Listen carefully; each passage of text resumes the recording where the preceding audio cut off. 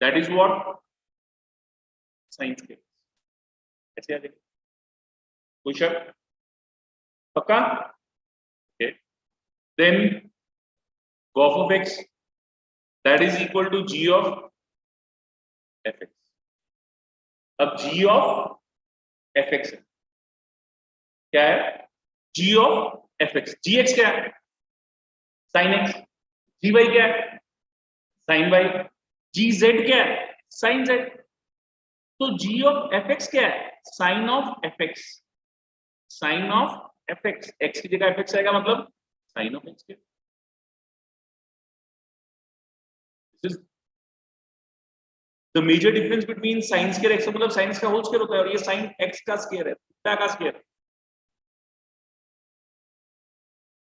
That is the difference between gop x and fog x। अब ऐसे example और लीजिए पहले, तब मैं समझाता हूँ ये होता क्या। fx मान लीजिए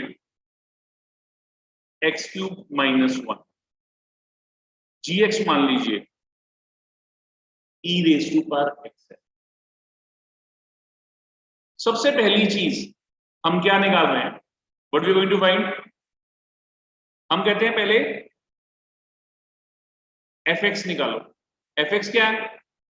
x क्यूब माइनस 1, फिर gx निकालो, वो भी आपके सामने है। आपको सबसे पहला काम कहते हैं कि fog of x निकालो। fog of x का मतलब क्या है? f of gx, f of gx। fx क्या है?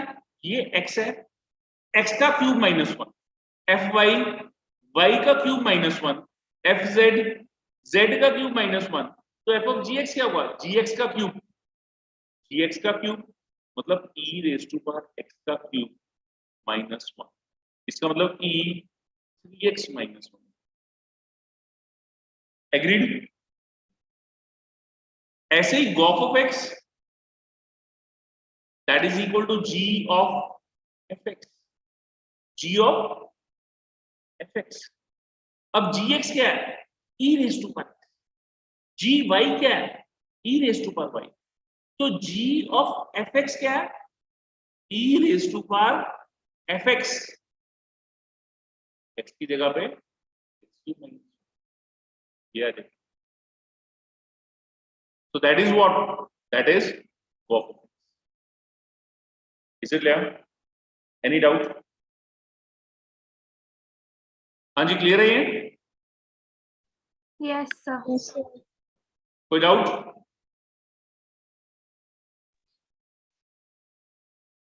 सो ये fog of x और ये gop of x।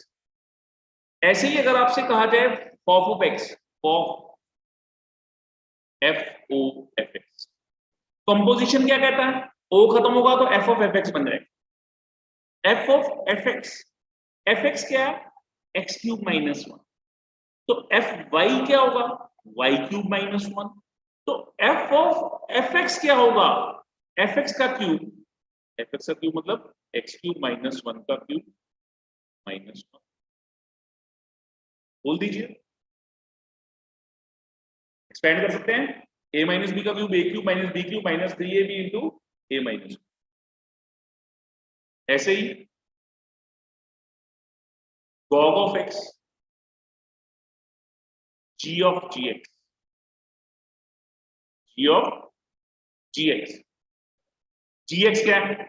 ex, g of gx e raise to power gx।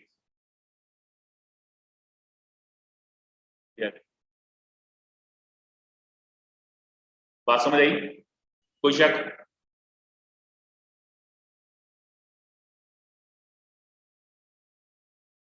क्या ये बात समझ आई? Yes, sir. ओके, अब मेरी बात को जरा ध्यान से सुनो। होता क्या एक्चुअल में? देखो, जैसे सपोज ये f function,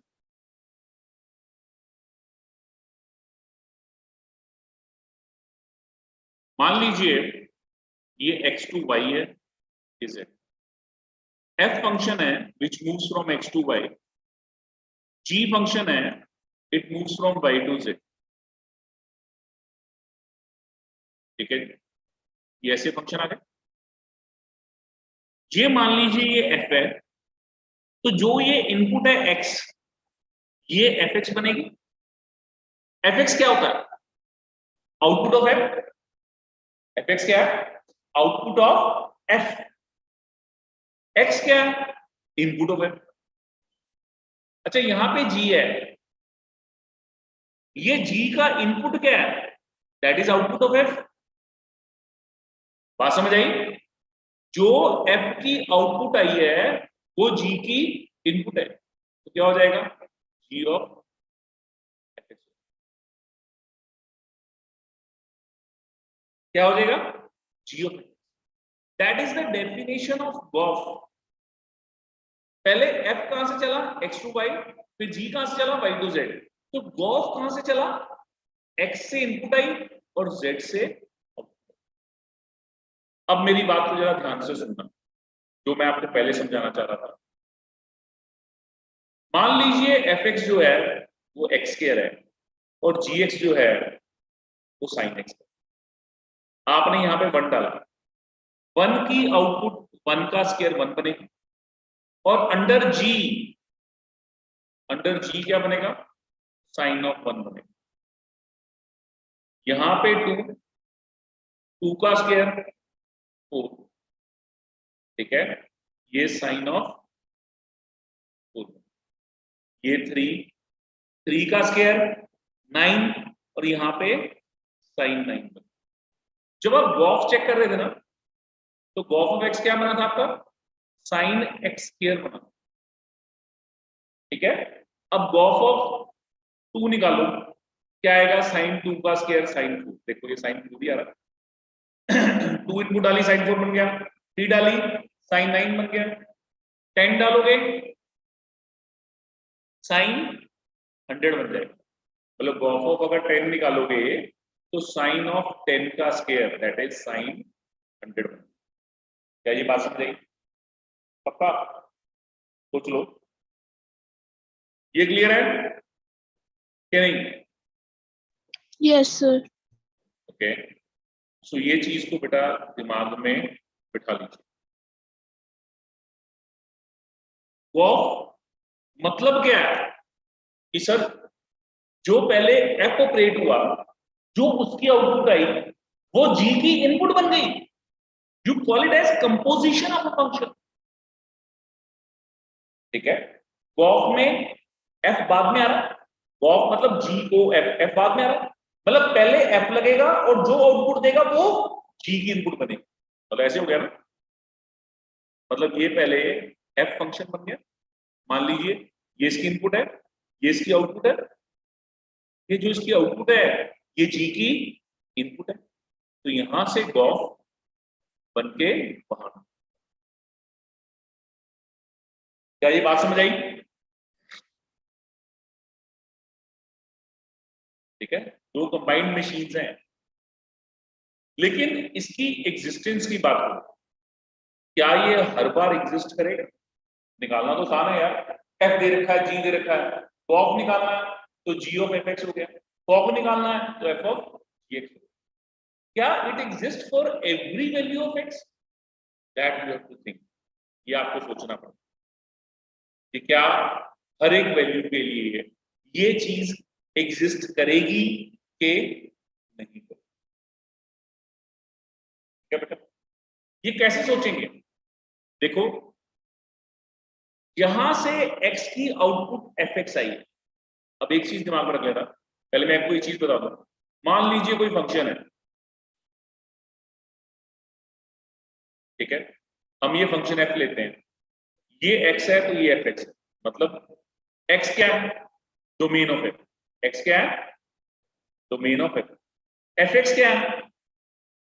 range of f, जो आउटपुट आ रही है, ठीक है ना। जैसे यहां पे आपने एफ एक्स को मान लो, आपने एक्स स्क्वायर प्लस 1 लिया तो 1 डाला, तो 1 का स्क्वायर प्लस 1 2 आ गया, 2 डाला, 2 का स्क्वायर प्लस 1 5 आ गया। समझ आई बात? ये 2 और 5 क्या है? रेंज है। ये 1 और 2 क्या है? डोमेन, ठीक है। अब जब आपने गॉफ की बात की तो एफ की आउटपुट में बैठना है, किसकी जगह पे बैठना है? चेयर कौन लगाएगा? डोमेन ऑफ जी लगाएगा। कौन लगाएगा? डोमेन ऑफ जी लगाएगा। अगर ये चेयर बड़ी है या मेरे बराबर की है तो मैं इस पे बैठ सकता हूं। अगर छोटी सी चेयर दे दी, आपको ये कहा कि ये चेयर है, इस चेयर पे बैठो, can you sit? Not possible. Chair should be big enough for a person to be seated, जो बंदा वहां से आप आउटपुट लेके आए। मतलब अगर आप ध्यान से देखो, आपकी आउटपुट क्या है बेटा? ठंडे दिमाग से देखो, यहां से x की आउटपुट क्या है? fx है। बैठना किस जगह पे है? जो डोमेन ऑफ g है। किसने बैठना है? Range of f। बैठना किसकी जगह पे है? डोमेन ऑफ g की जगह पे।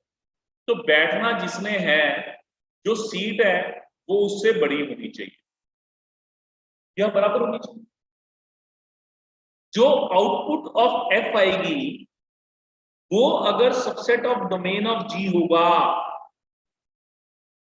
only under this condition, only under this condition we can say of this. ठीक है?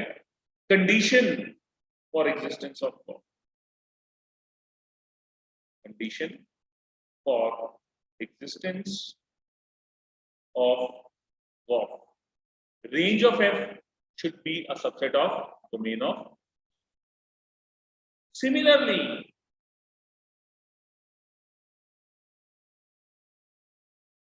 for existence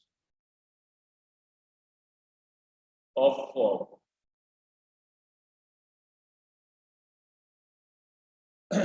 for existence of fog, fog की एग्जिस्टेंस के लिए क्या करोगे? मान लीजिए ये x है, ये y है, तो ये g जो है ये x to y होगा, f जो है वो y to z होगा। ये मान लीजिए x है, ये क्या है? ये x है, ये क्या होगा? तो fog है, तो ये अंडर g है, तो क्या होगा? ये gx होगा।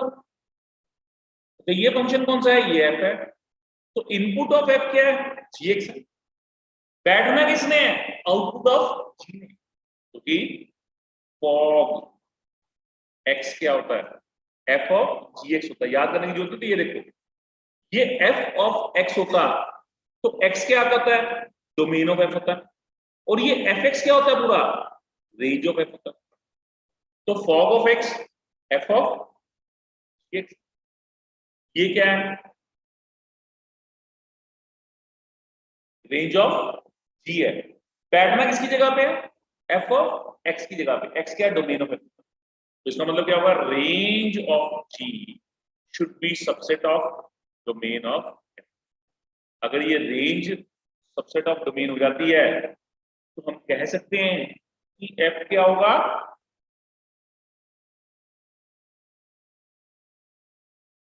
एग्जिस्ट करेगा। ये फॉग जो है ये एग्जिस्ट करेगा।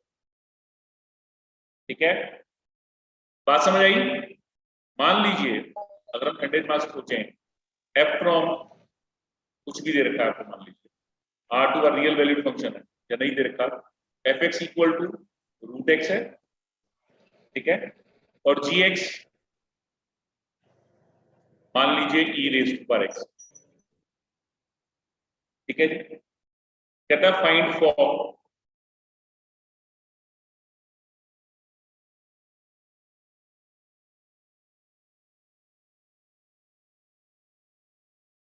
ठीक है जी। सबसे पहले एफ एक्स क्या है? Root x. एफ एक्स क्या है? रूट एक्स है। तो what is domain of F?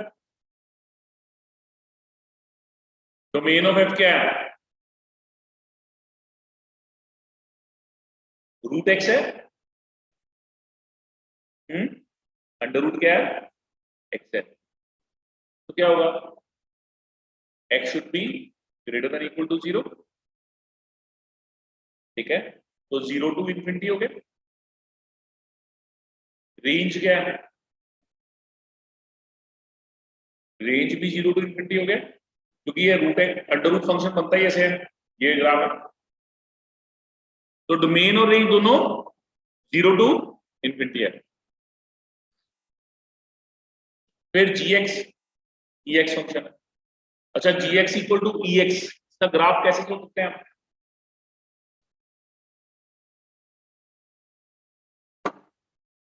बिल्कुल सही बताया बेटा, it will move like this. अच्छा, इसका डोमेन क्या होगा? All reals. But about the range 0 to ऐसे होगा। अच्छा, ओपन ब्रैकेट, क्योंकि 0 भी नहीं बनता। नाउ सबसे पहली चीज देखो, अगर मेरे को फॉग निकालना होता फिर तो मैं आंखें बंद करके लिख ही सकता था, ठीक है ना। पहले फॉग क्या करेंगे, बोलो। और फॉग के लिए क्या करेंगे, पंडित मान सोचो। हाँ, पहले समझो। फॉग के लिए बैठना किसने है? फॉग एक्स क्या होता है? F of G X. G X क्या है? Range of G. G X क्या है? Range of G. Range of G क्या है? रेंज ऑफ जी क्या है? 0 to infinity। क्या ये सबसेट ऑफ 0 to infinity है कि नहीं है? Range of G 0 to infinity subset of 0 to infinity, ठीक है। कोई डाउट तो नहीं इसके अंदर? ये क्लियर है? Yes. Okay, 0 to infinity is subset of 0 to infinity. So fog of x, that is f of gx, that is equal to what? fx क्या है? Root x। gx क्या है? ex। तो f of gx क्या होगा? Root of ex। यही होगा, x की जगह पे ये x आते। कोई शक? पक्का? Similarly for g o f, g o f of x क्या होता है? g of fx। G of fx. So what is range of f? Should be subset of domain of G। Range of f क्या होना चाहिए? डोमेन ऑफ G का subset होना चाहिए बेटा, ठीक है। तो रेंज ऑफ f क्या है? What is range of f? 0 to infinity. 0 to infinity। Domain of G क्या है? ऑल रियल्स। ऑल रियल्स मतलब सब समा जाते हैं इसके अंदर, जो मर्जी उसने समा जाना, मतलब 0 to infinity subset of all reals, therefore of x exists। g of fx होगा क्या? gx क्या है? ex है। gx क्या है? ex है। और fx क्या है? रूट x है। तो gauge of x क्या होगा? g of fx, मतलब x की जगह पे fx डाल दो, तो e raise to power root x क्या आ जाएगा? e raise to power. hence fog and gauge both exist। Clear है जी? श्योर? ये चीज मैंने क्यों समझाई, अब थोड़ा सा समझना। निकालना आ गया ये? इसमें कोई शक तो नहीं किसी को? इसका बेनिफिट क्या होता है वो देखो। अब मान लो हमारे सिलेबस में क्या है, सिर्फ 1 1 1, ठीक है। अब एक चीज ये नोट में लिखो, if fog is an identity function, fog is an identity function, therefore G must be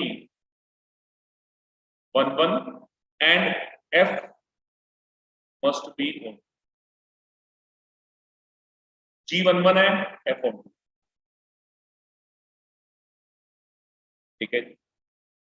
similarly अगर गॉफ आइडेंटिटी फंक्शन हो जाए, गॉफ अगर आइडेंटिटी फंक्शन हो जाए, therefore f must be 1 1 and g must be ठीक है। इसका बेनिफिट क्या है मैं वो बताता हूं। तीसरा पॉइंट भी साथ में लिख ही लो कि अगर fog equal to Gauff equal to identity function आ जाए ना, तो जनरली एफ जी इनवर्स होता है और जी एफ इनवर्स होता है, मतलब ये दोनों एक दूसरे के इनवर्स फंक्शन, ठीक है ना। जैसे 2 और 1/2, 2 इंटू 1/2 1 आ गया, 1/2 इंटू 2 भी 1 आ गया, तो मतलब तो दोनों एक दूसरे के इनवर्स फंक्शन हो गए। अब हमें चेक करना होता है कई बार 1 1 एंड 1। मान लीजिए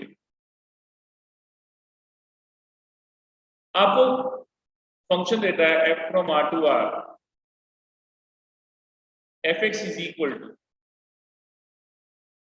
2x minus 1, check bijectivity, check bijectivity, ठीक है जी। ये चीज समझ आई। सबसे पहली चीज, let y is equal to 2x minus 1, क्या किया मैंने, fx की जगह मैंने y डाला, ठीक है, y is equal to 2x minus 1, this implies 2x equal to y plus 1, this implies x equal to y plus 1 by, क्या गया। अब क्या करोगे, जैसे मैंने पहले समझाया था, x की जगह पे let gx is equal to, x की जगह पे gx लिख दो, y की जगह पे x प्लस 1/2 लिख दो। ये इसका इनवर्स फंक्शन है, इनवर्स ऐसे ही लिखते हैं।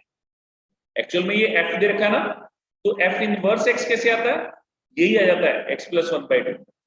कैसे, x in terms of y निकाल दो, पहले y in terms of x था, x in terms of y निकालो, x की जगह पे f इनवर्स लिखो और y की जगह पे x। लेकिन हम क्या कर रहे हैं, let gx equal to x plus 1। क्या किया मैंने, y की जगह पे x लिखो। अब आपका दो फंक्शन आ गए, दो फंक्शन आ गए। अगर ये r टू r था तो let g be a function, gx is this from g from r to r। Now सबसे पहले fog of x, fog of x क्या होगा, f of gx है। कंडीशन चेक करने की जरूरत है नहीं है, जब डोमेन दोनों के ऑल रियल्स हो ना, तो कंडीशन चेक करने की जरूरत नहीं होती, क्योंकि सारी चीजें इसके अंदर आ जाएंगी। What is f of gx, f of gx, तो हमने क्या था, fx क्या था, 2x माइनस 1, 2x माइनस 1, तो f of gx क्या होगा, 2 इंटू एक्स प्लस 1/2 माइनस 2 से 2 बढ़ गया, x plus 1 minus 1 that is, ठीक है जी। तो fog of x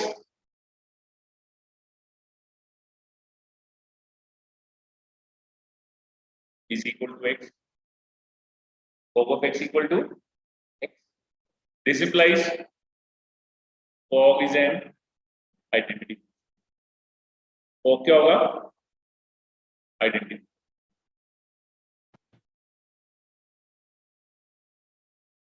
ये बात समझ आई, fog क्या होगा, identity. Similarly of g of fx क्या हो जाएगा, 2x minus 1 plus 1 by 2x by 2 that is equal to x। तो gauge of x क्या आ गया, x आ गया। इसका मतलब gauge भी आइडेंटिटी, अब मजे की बात क्या है कि f o g equal to Gauff equal to identity. F o g और गॉफ दोनों आइडेंटिटी फंक्शन होंगे।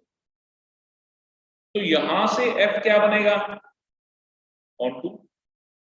यहां से f क्या बनेगा, ऑन। ठीक है, therefore f is बाइजेक्टिव। ठीक है, जैसे ही बाइजेक्टिव होगा 1 1 2 होगा, under only this condition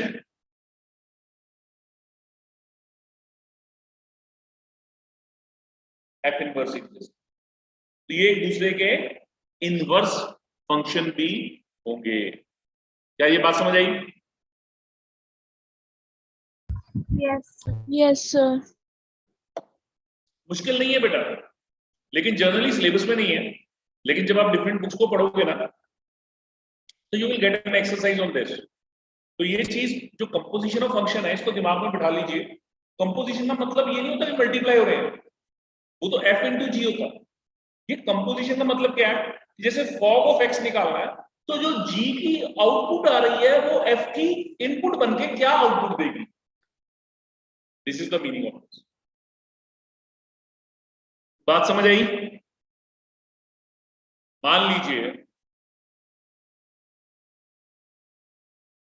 f(x) equal to x³ plus 1। ठीक है,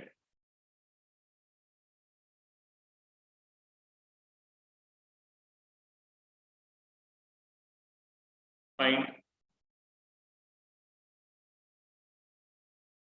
f इज बाइजेक्टिव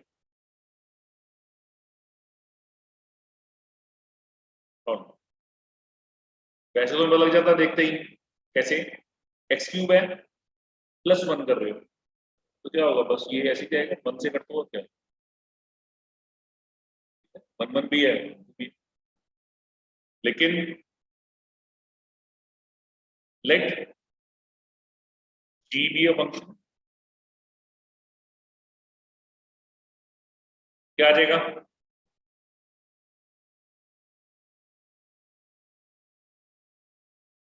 ऐसे आ गया x equal to 5 minus 1 raise to power 1/3 y x³ plus 1 x in terms of y आ गया।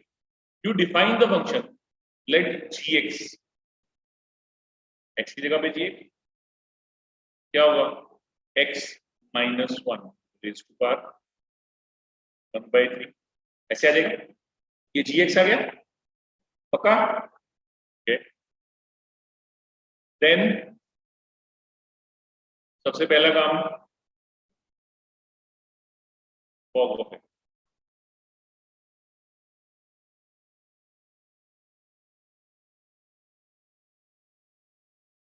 x minus 1 raise to power 1/3 क्या बनेगा, 1/3 का cube plus 1 x minus 1 plus 1 equal to x। अब f o g of x आ गया, this implies f o g is an identity. आपके दिमाग में ये चीज नहीं आती क्या सर हर बार x आ जाए, कुछ और भी तो आ सकता है यार। हाउ इज इट पॉसिबल कि every time you will get, हर बार आपके पास यही बन जाए, ये पॉसिबिलिटी है क्या, हर बार यही बने, क्या इसकी पॉसिबिलिटी है? यस। अगर आप उसी में से उसका उल्टा करके निकाल रहे हो तो डेफिनेटली वो हमेशा x बनेगा, क्योंकि g जो है वो गिवन नहीं है, आप बना रहे हो उसका इनवर्स फंक्शन निकाल। और जब भी कभी किसी फंक्शन का इनवर्स के साथ कंपोजिट फंक्शन लेते हैं, क्या करते हैं, इनवर्स के साथ कंपोजिट फंक्शन लेते हैं, तो क्या होता है, हमेशा identity. f inverse will be identity function, f inverse of will be an identity। ये ख्याल रख के चलना है, इज इट क्लियर? तो fog of x equal to x, तो fog is an identity। Gof of x that is equal to g of fx. That is equal to what? G of fx. अब g of fx, fx यहाँ पे fx क्या हो जाएगा? x plus 1, ये x2 plus 1 क्या आ जाएगा? x3 raised to power 1 by 3, that is equal to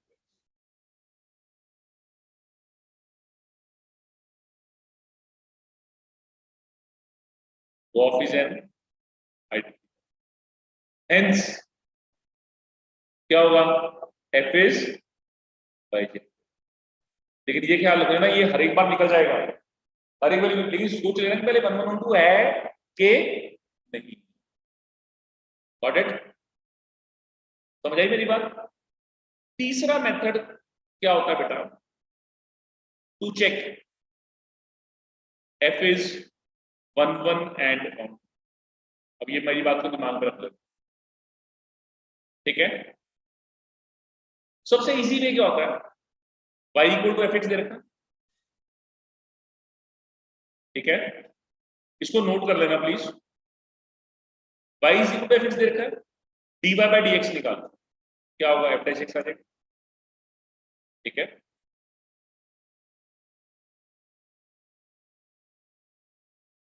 Put f dash x equal to 0. If you will not get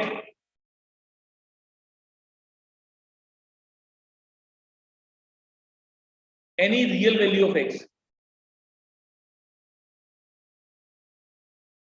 for which f dash x equal to 0, भाई हमारे को कोई भी real value नहीं मिली जिसके लिए f dash x 0 बन रहा था. इसका मतलब या तो वो फंक्शन स्ट्रिक्टली इंक्रीज हो रहा होगा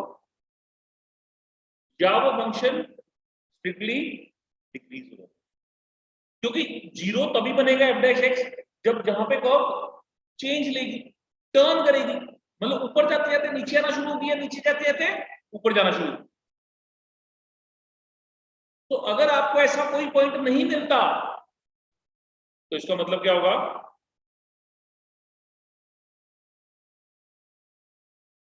f is 1 1,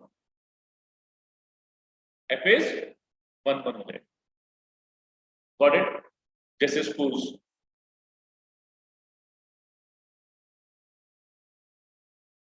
जेई में क्वेश्चन आया 2018 के अंदर, fx equal to x upon 1 plus X. Check, उसने पहले कहा कि क्या ये बाइजेक्टिव है, दूसरा उसने कहा क्या ये इंजेक्टिव है बट नॉट सब्जेक्टिव, तीसरा उसने कहा सब्जेक्टिव है बट नॉट इंजेक्टिव, और चौथा none of above. f from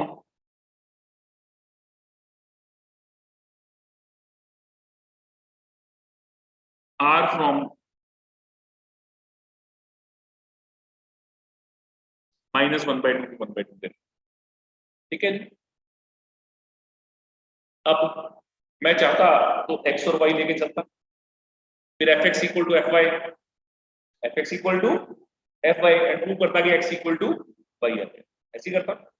या दूसरा मेथड क्या था जो अभी किया, कंपोजिशन का, इसका इनवर्स फंक्शन निकालता, x in terms of y निकालता, उसको gx मानता, फिर सोचता कि यार फॉग और गॉफ तो निकल ही जाने, आइडेंटिटी आना ही आना. फॉग और गॉफ जो है वो रिलायबल मेथड नहीं है. सबसे रिलायबल मेथड ये है जो हम करने का. हम क्या करेंगे? fx दे रखा है, f dash x निकाल, क्या आएगा? 1 plus x square into 1 minus x into 2x upon 1 plus x square का होल स्क्वायर. ऐसे आ जाएगा. f dash x क्या आएगा? 1 plus x square minus 2x square upon 1 plus x square का, ये आ जाएगा 1 minus x square 1 plus x square का क्या देगा कि नहीं, put f dash x is equal to 0.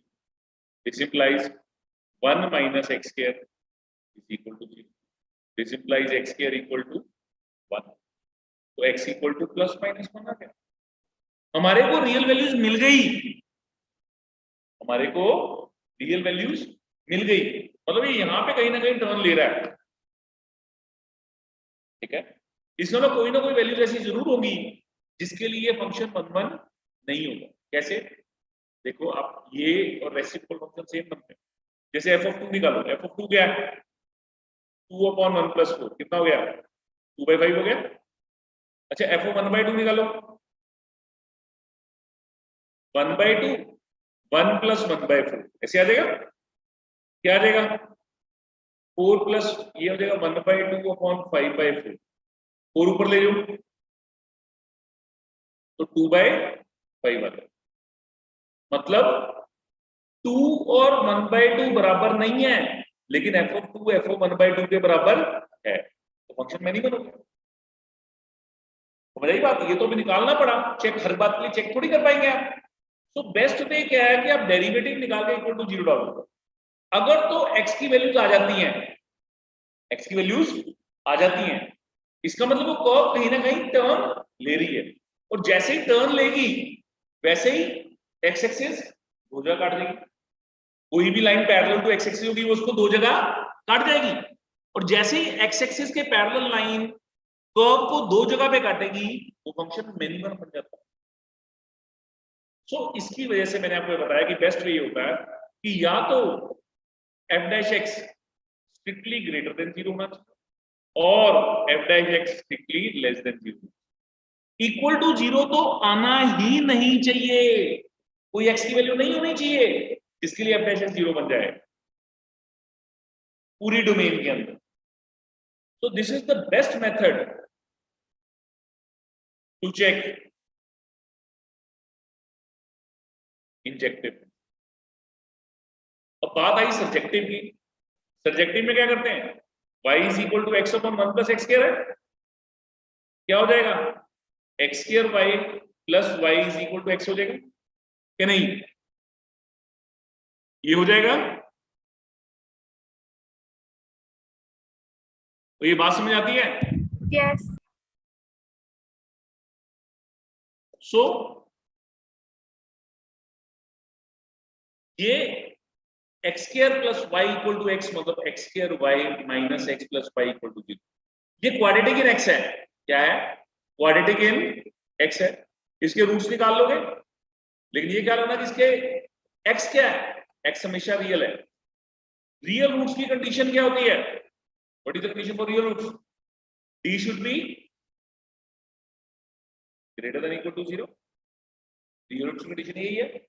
अच्छा d क्या, b स्क्वायर माइनस 1 का square minus 4 into y should be greater than equal to 0। क्या हो जाएगा 1 minus 4 y square should be greater than equal to. This implies, बोलो 4 y square minus 1 should be less than equal to 0, तो y square less than equal to 1/4। तो y square less than equal to 1/2 का whole square क्या हो जाएगा, y belongs to minus 1/2 to 1/2। ये आ जाएगा। तो रेंज आ गई आपके पास माइनस 1/2 टू 1/2, और आपके पास कोडोमेन क्या थी बेटा, कोडोमेन देखो क्या था,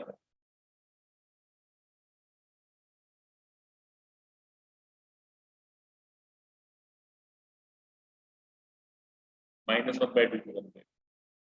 इसका मतलब ये फंक्शन सब्जेक्टिव है बट इंजेक्टिव नहीं।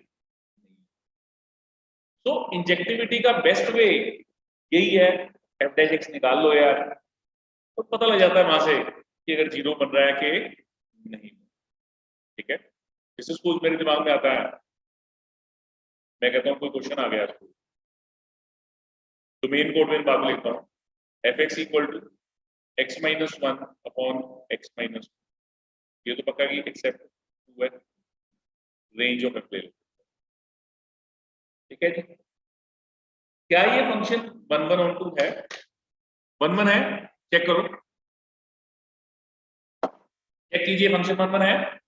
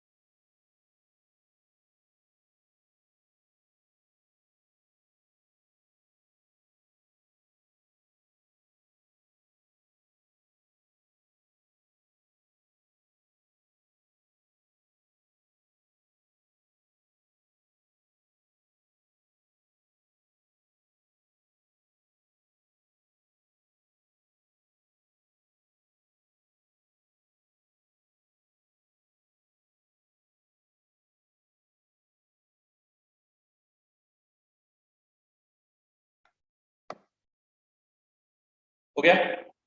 अगर ये बुक में करना होता बोर्ड के हिसाब से तो कैसे करते हैं? For all x y belongs to all real except two let f x equal to f y, this implies x minus 1 upon x minus 2 equal to y minus 1 upon y minus 2। क्या करते हैं? xy minus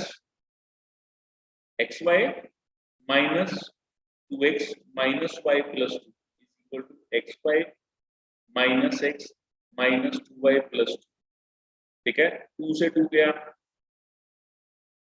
xy से xy गया, क्या हो जाएगा? 2x minus x, x equal to y। Hence f is 1।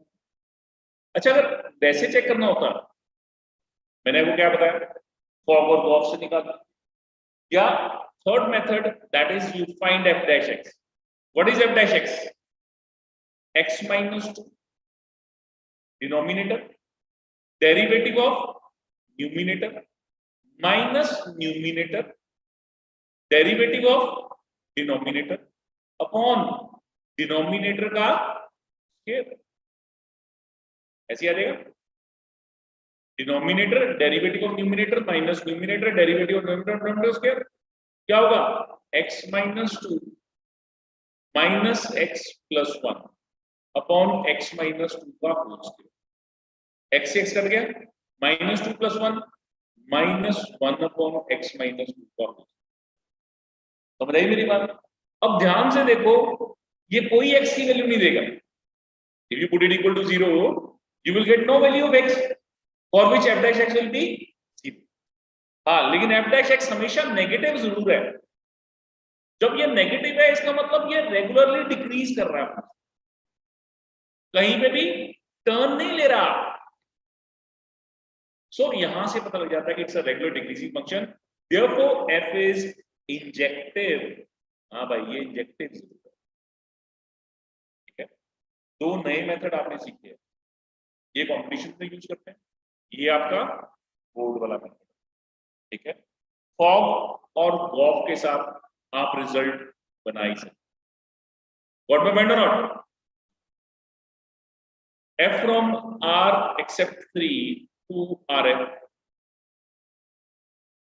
x plus 5 upon x minus।